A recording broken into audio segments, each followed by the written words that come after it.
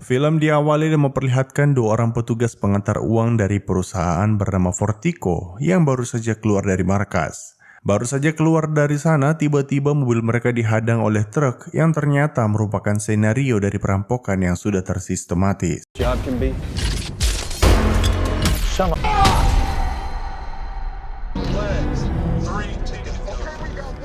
Film pun menunjukkan beberapa waktu kemudian, di mana seorang pria bernama Patrick Hills, si botak pemeran utama dari film ini, sedang melamar ke perusahaan Fortico yang tadi kita lihat di awal film. Sang manajer perusahaan tersebut bernama Terry, cukup terkesan dengan pengalaman kerja Hills yang dahulu juga bekerja di perusahaan serupa, selama kurang lebih 11 tahun.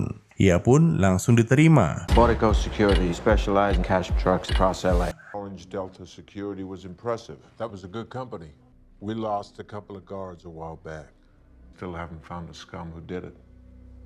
Hills kemudian dibawa ke ruang lain untuk bertemu rekan kerjanya yang memakai julukan Bullet. Jadi, para pengamanan di Fortico ini semua menggunakan nama samaran, termasuk Hills yang dari sini kita akan sebut sebagai H. Singkat cerita, kemampuan lapangan H pun dites oleh Bullet, mulai dari kemampuan fisik, menembak, hingga mengemudi. Untuk lulus tes, orang-orang membutuhkan nilai 70 dan H lulus dengan nilai yang pas-pasan.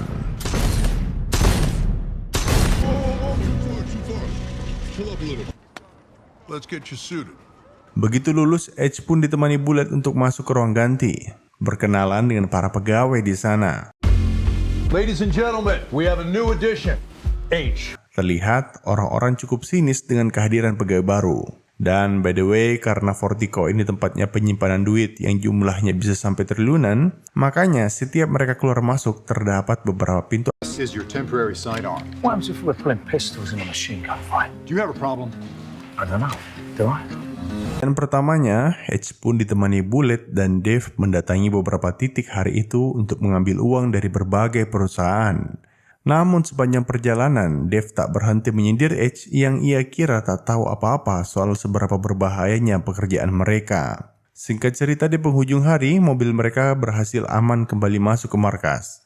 Untuk masuk ke dalam, mobil-mobil ini harus melewati beberapa pengecekan. Dan begitulah hari pertama kerja dari H. Maka dari itu, untuk merayakannya, Bullet mengajaknya untuk nongkrong bersama teman-teman lainnya. Namun sebelum keluar dari sana, terlihat H diam-diam mengawasi kartu identitas teman-temannya.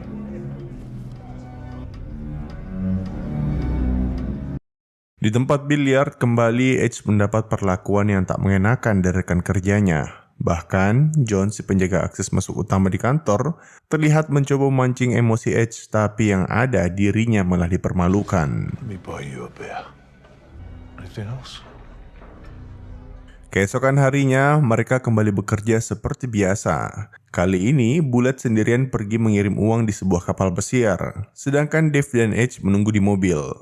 Namun, tiba-tiba terdengar dari radio kalau Bullet sedang mengalami kesulitan. Uang yang ia pegang dirampok serta dirinya dijadikan sandera. Dave yang biasa sok jagoan, sekarang malah jadi terlihat sangat panik. Ia bahkan sempat ingin melarikan diri. Di saat itu, H malah bersikap sebaliknya. Ia terlihat sangat tenang. Ia pun meminta Dave untuk tenang dan mengikuti permintaan dari para perampok, di mana mereka diminta ke suatu tempat untuk menyelamatkan Bullet. Sesampainya di sana, para perampok menyuruh mereka memindahkan seluruh uang yang ada di mobil. It's a 10 grand drop. You should have been back 5 minutes ago. They're serious! Dengan santai, H mengikuti itu semua. Namun tiba-tiba... Sorry, pal. Ketenangan H dalam mengeksekusi para perampok bisa dibilang luar biasa. Bahkan, Dave yang tadinya sok-sokan hanya bisa terdiam. Who is this lunatic? What the? Did you make poo-poo?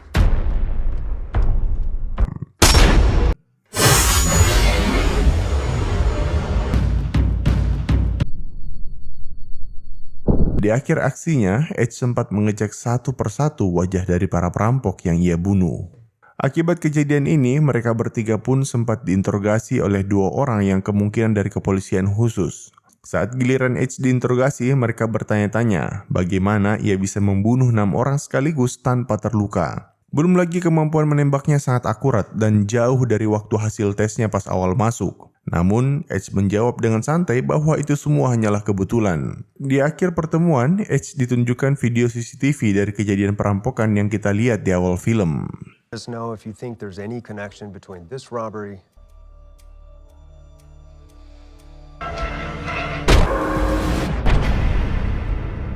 Keluar dari sana, Terry sempat menyampaikan bahwa ingin memindahkan Edge ke bagian front office karena menurutnya orang yang habis membunuh bisa saja terkena penyakit mental jika diteruskan. Tapi pendapat sang manajer langsung dibantah oleh owner Vertigo yang sangat senang dengan kinerja Edge. Di lain sisi, dua orang tadi yang menginterogasi Edge pas keluar dari sana langsung menelpon bosnya dan bilang kalau benar Edge adalah orang yang mereka cari-cari. Si bos juga bilang kalau begitu biarkan Edge di sana karena kita sudah tahu alasannya kenapa, yang nantinya akan terjawab sendiri di pertengahan film. Loud and clear.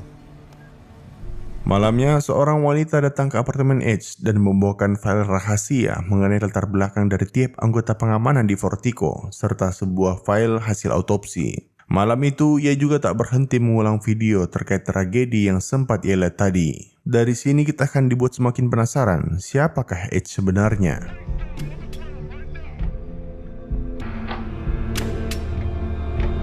Keesokan harinya saat masuk kerja, orang-orang di Vertigo tak lagi memandang Edge belah mata. Mereka malah melihatnya sebagai seorang pahlawan. Hingga akhirnya tak terasa Edge sudah bekerja di sana selama kurang lebih 3 bulan. Dan di suatu siang saat mereka sedang melaksanakan tugas, mobil mereka kembali dihadang oleh beberapa orang tak dikenal. Para perampok handal ini berhasil menangkap Bullet dan mulai menembakkan gas ke dalam mobil. Namun, kembali Edge terlihat sangat tenang dan memilih keluar dari pintu belakang mobil sambil menahan nafas. Begitu para perampok melihat wajahnya, tiba-tiba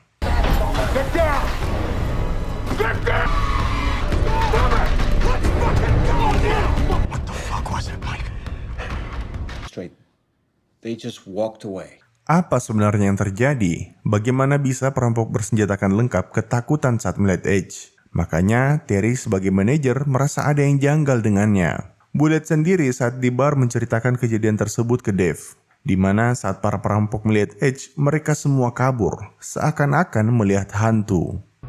Like he saw a dark spirit.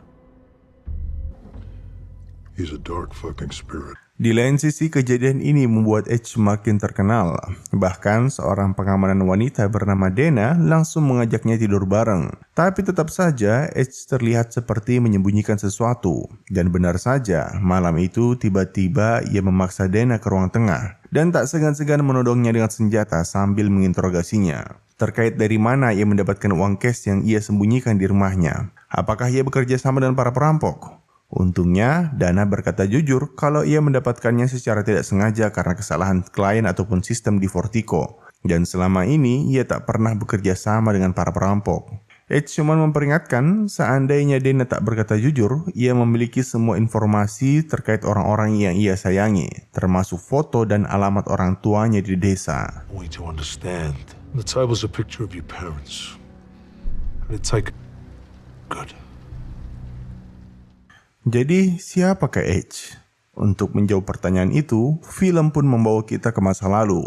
Kira-kira 5 bulan yang lalu, Edge terlihat sedang siap-siap menonton pertandingan basket bersama putranya yang bernama Doggy. Saat akan menaiki mobil, tiba-tiba ia mendapat telepon dari anggotanya bernama Mike. Dan Mike adalah perampok yang sempat kita lihat tadi. Nah, siang itu Mike bilang kalau operasi mereka agak kacau karena salah satu anggota tim mereka terkena kecelakaan saat akan ke lokasi. Ia membutuhkan bantuan bosnya, aka CH, yang kebetulan saat itu posisinya tak jauh dari sana. Dengan terpaksa, Edge pun menyempatkan diri membantu anak buahnya. Begitu tiba di lokasi, Edge memarkirkan mobilnya tak jauh dari sana sembari ia turun pamit ke putranya berpura-pura akan membeli makanan. Siang itu, anggota Edge sedang berusaha merampok salah satu mobil uang milik Vertigo, dan Edge bertugas untuk memberitahu ke arah manakah mobil tersebut akan belok. Begitu tugasnya selesai, mobil tersebut tiba-tiba dihadang oleh perampok lain. Karena posisi putra Edge yang tepat di lokasi perampokan, membuatnya dipaksa turun dari mobil. Salah satu perampok nampaknya tak ingin ada saksi di TKP, dan memutuskan untuk menembak Doggy. Edge yang berusaha menyelamatkan putranya juga terkena tembakan. Right now. There you go. Thank you. Have a good one. Okay.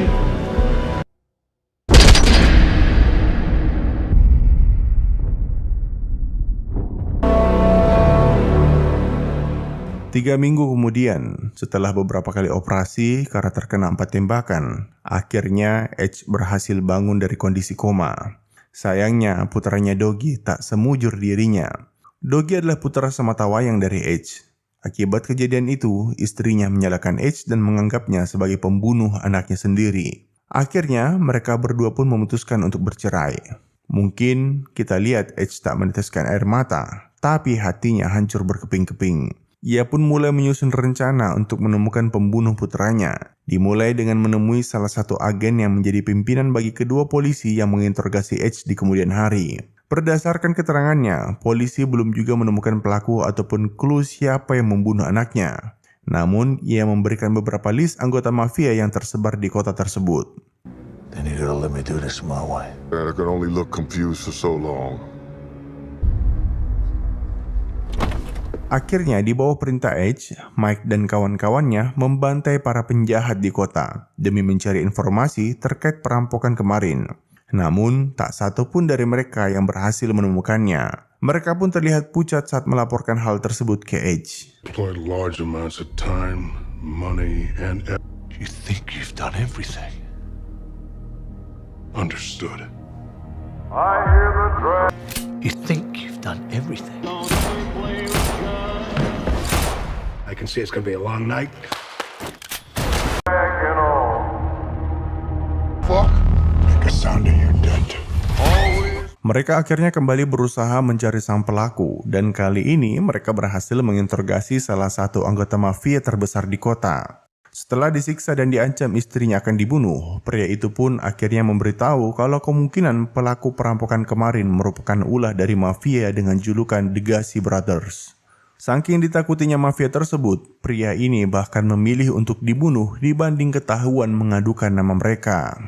Namun gilanya lagi, ternyata mafia sekelas Gacy Brothers yang dianggap tak terkalahkan, tak ada apa-apanya di hadapan Edge. Salah satu markas bisnis mereka berhasil diporak-porandakan. Tapi tetap saja, ternyata mereka juga bukan pelaku perampokan kemarin. You better tell the boss. No, man. That job was above him. The goes the cash. Let him go. Mike sebagai bawahan terdekat Edge dengan hati-hati akhirnya berusaha menyampaikan kalau usaha mereka semua ini telah sia-sia dan bisa saja akan menjadi bumerang bagi organisasi mereka suatu hari nanti. Truth. We need a different approach. You're right, Mike. I'm gonna go back to London for a while. Mendengar nasihat itu, Edge pun diam-diam tanpa diketahui anggotanya memutuskan untuk mencoba mencari pembunuh putranya dengan cara menyamar sebagai pengamanan di sana. Ia meminta salah satu kenalannya bernama Christy untuk membuatkannya identitas baru yang akhirnya ia gunakan untuk melamar di Fortico. Dan dari sini jelaslah semua siapa sebenarnya Edge. Just make sure you took it over there.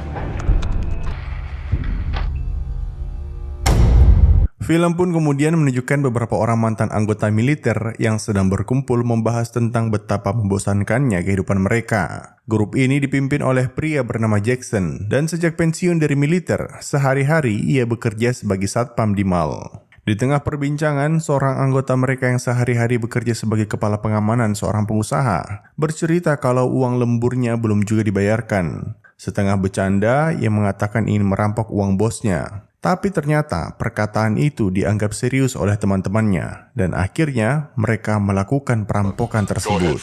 Incoming. Oh, we come. Even split. Sayangnya hasil curian mereka tak sebanyak yang diharapkan. Dari sinilah akhirnya mereka mencoba mencari target yang lebih besar, dan tak lain adalah truk pengantar uang. Menggunakan koneksi orang dalam, mereka berhasil mengetahui pergerakan dari truk yang ingin mereka curi. Dan dari sana, operasi berjalan dengan sangat lancar. Hero, it's not your money. Show me your fucking hands, like. Put your hand back. Just yet. Rhythm is normal. Be smart. Fantastic. Thank you. Film pun menunjukkan beberapa waktu kemudian, saat setelah pesta perayaan ulang tahun dari Jack, mereka kembali berkumpul dan Jack kembali memberitahu anak buahnya kalau mereka akan ada proyek baru. Serta kali ini truk pengantar uang yang mereka incar nilainya 6 kali lipat dibanding yang kemarin. Tapi dari mana Jack bisa tahu semua ini? Ya, dari orang dalam yang tak disebutkan namanya. Ia bilang kalau orang dalam ini juga merupakan mantan anggotanya sewaktu di militer dahulu.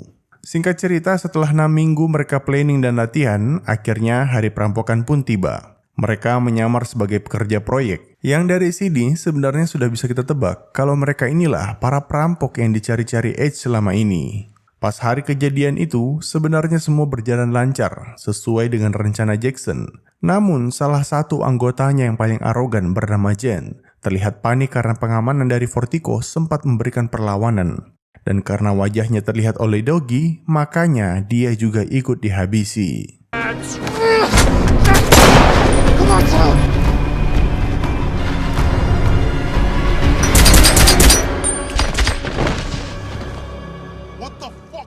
Setelah merampok, Jackson dan anggotanya vakum tanpa bergerakan kurang lebih selama 5 bulan.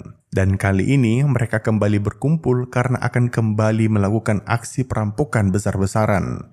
Mereka tak lagi mengincar truk pengantar uang, namun yang akan mereka rampok adalah isi brankas dari Vertigo itu sendiri. Jika berhasil, mereka bisa mendapatkan uang sampai triliunan. Tapi, tentu saja, semakin besar keuntungannya, semakin besar juga resikonya. Rencana matang mereka ini muncul berkat bantuan orang dalam Vertigo sendiri yang tadi Jackson sempat sebutkan. 150 million. Ooh. Nothing if our guy doesn't come through. Tom, he'll come through. Okay, let's run. Akhirnya, 3 minggu kemudian, hari eksekusi pun tiba. Jackson sendiri berpamitan ke istri dan anaknya yang tak tahu apa-apa soal aksi gilanya. Dari sana, ia sempat singgah untuk menjemput Jen. Melihat isi apartemen Jen dipenuhi barang-barang mewah, Jackson sempat emosi karena hal itu bisa membuatnya dicurigai kepolisian. Di lain sisi, minggu itu brankas di Vertigo bisa dibilang lagi penuh-penuhnya. Pengamanan di sana pun ditingkatkan. Singkat cerita, hari itu setelah mengantar uang ke beberapa titik, Bullet terlihat gelisah dan pada akhirnya ia pun memberitahu Edge kalau dirinya selama ini adalah orang dalam dari para perampok. Tentu, Edge sebenarnya sangat gembira akhirnya bisa menemukan orang yang selama ini ia cari. Namun ia mencoba bersikap tenang dan menggali informasi lebih dalam. Bullet sendiri bercerita kalau hari ini teman-temannya akan merampok brankas Vertigo. Dan alasan ia memberitahu Edge terkait rencana ini tak lain karena ia membutuhkan bantuannya untuk bisa masuk ke markas tanpa dicurigai. By the way, Mimin kembali mengingatkan bagaimana sistem di Vertigo, di mana untuk mobil bisa kembali masuk ke markas, mereka membutuhkan laporan dari 2 orang yang sejak awal bertugas. Jika tidak, akses tak akan diberikan. Maka dari itu, Edge pun berpura-pura untuk setuju dengan tawaran Bullet. Dari sana, mobil mereka mengangkut 4 orang anggota Jackson. Namun, untuk memastikan rencana berjalan dengan lancar saat di gudang, tangan Edge diikat dan senjatanya diambil. You ready? Ready. Today, you'll see tomorrow. Sejauh ini, semua berjalan sesuai dengan rencana yang Jackson sudah buat. Mobil pun berhasil kembali ke markas tanpa dicurigai. Dan dari sana, mereka berhasil masuk ke brankas yang sedang dibuka. Sayangnya, posisi tangan dan kaki Edge diikat, sedangkan Bullet dan teman-temannya berpura-pura sedang ditawan demi bisa masuk ke ruang akses utama. Para penjaga di sana akhirnya terpaksa memberikan perlawanan.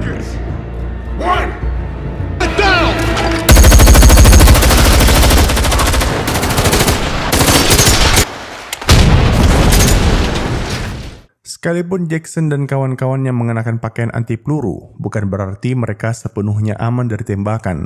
Salah seorang di antara mereka pun tumbang. Tapi misi berhasil, di mana pintu akses agar mobil utama mereka bisa masuk ke markas berhasil dibuka. Dan di saat mereka sibuk memindahkan uang, disitulah akhirnya Edge memulai aksinya. Then join 3 in the truck.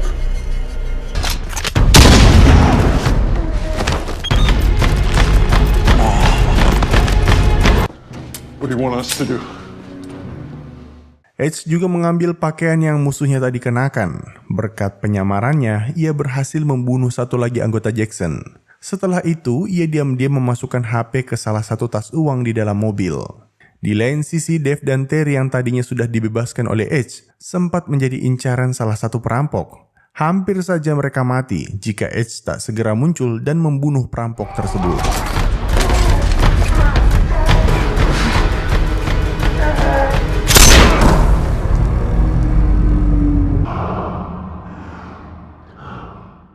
Tapi, sayangnya, akibat pertarungan barusan, kaki Edge sempat terkena tembakan dan terluka parah. Sedangkan di luar sendiri, saat ini sedang terjadi perlawanan antara perampok dan pengamanan yang tersisa. Terlihat, Dana dan teman-temannya berhasil menahan Jackson untuk kabur. Tapi, yang mereka tak perhitungkan sama sekali adalah Bullet yang tiba-tiba muncul dan menembaki mereka dari belakang. Saat akan naik ke mobil, Jackson dan kawan-kawannya dihujani peluru oleh Edge. Dan salah satu tembakannya berhasil melukai leher Jackson. Tapi tanpa Edge sadari, Bullet juga ternyata sudah berada di sampingnya.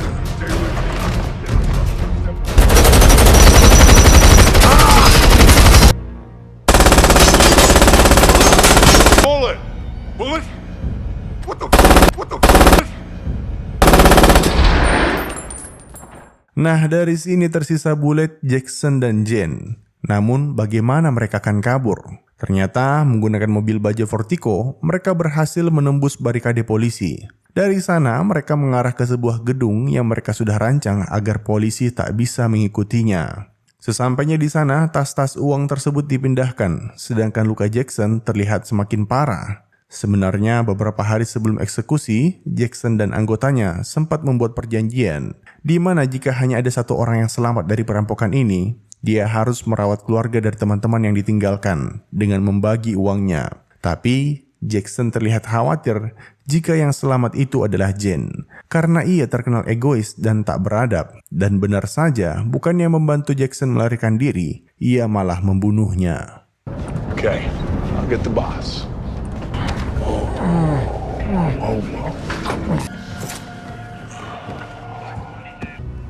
Where's the Sarge? It's not coming.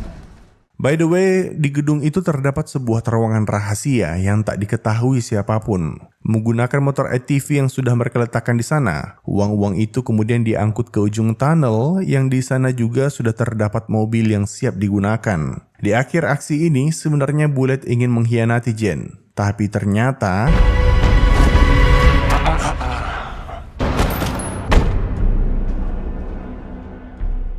dan rencana pelarian itu pun berhasil. Tak satupun polisi yang berhasil melacak keberadaan Jen. Malam itu, sehabis mandi, Jen yang lagi asik minum-minum, tiba-tiba dikagetkan dengan dering telepon dari salah satu tas uang miliknya. Dan ternyata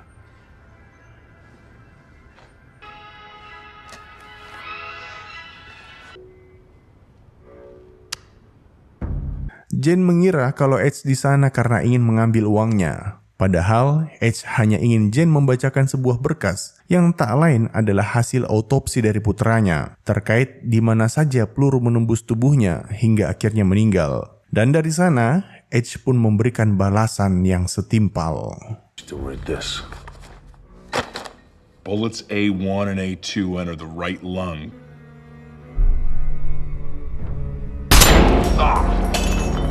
Lungs. Nama Stagi.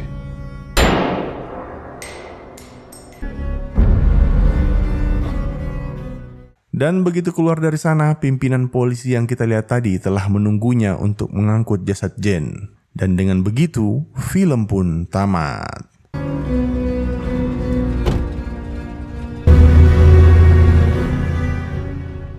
Terima kasih telah menonton. Sampai jumpa di film selanjutnya. Jangan lupa komen, like, dan subscribe. Terima kasih, sampai jumpa.